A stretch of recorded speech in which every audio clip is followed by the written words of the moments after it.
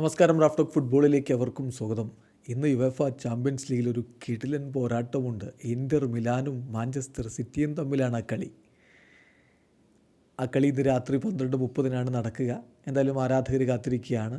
അപ്പോൾ സ്വാഭാവികമായിട്ടും Pep Guardiola ഇന്നലെ മാധ്യമങ്ങളെ കണ്ടപ്പോൾ എതിർ ടീമിലെ സൂപ്പർ താരം അർജൻറ്റീനയുടെ സൂപ്പർ താരം ലൗട്ടറോ മാർട്ടിനസിനെ കുറിച്ച് ചോദ്യം വന്നു. സാധാരണ പെപ്പിനോട് എതിർ ടീമിലെ കളിക്കാരെക്കുറിച്ചും കോച്ചിനൊക്കെ കുറിച്ച് ചോദിച്ചാൽ, കളിക്ക് മുമ്പ് ചോദിച്ചാൽ അദ്ദേഹം എങ്ങനെയാണ് അതിനോട് പ്രതികരിക്കുക എന്നുള്ളത് എല്ലാവർക്കും അറിയാം. അതേ രൂപത്തിൽ തന്നെ അദ്ദേഹം പറയുകയാണ്. ഇവിടെ ചോദ്യം വരുന്നത് ലൗട്ടറോക്ക് ബാലൺ ഡിയോറിനുള്ള അർഹതയുണ്ടോ എന്നുള്ള ചോദ്യമാണ്. അതിനുള്ള മറുപടി പെപ്പ് പറയുന്നു, ലൗട്ടറോക്ക് തീർച്ചയായിട്ടും ബാലൺ ഡിയോർ നേടാൻ പറ്റും. ഞാൻ ആഗ്രഹിക്കുന്ന പക്ഷേ ഒരു സിറ്റി താരം അത് നേടണമെന്നാണ്. എന്നാൽ ലൗട്ടറോ ഒരു സെൻസേഷണൽ പ്ലെയറാണ്.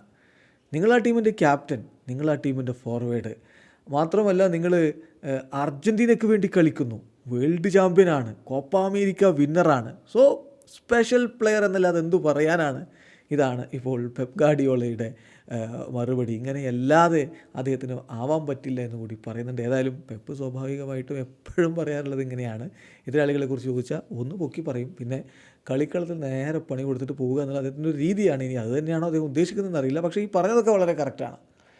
നല്ല സാധ്യതയുള്ള ബാലൺ ഡിയോറിന് സാധ്യതയുള്ളവരുടെ ലിസ്റ്റിൽ എന്തായാലും ലൗട്ടറോയുണ്ട്. ലൗട്ടറോക്ക് അത് ലഭിക്കുമോ എന്നുള്ളത് മറ്റൊരു കാര്യം. വീഡിയോ അവസാനിക്കുന്നു.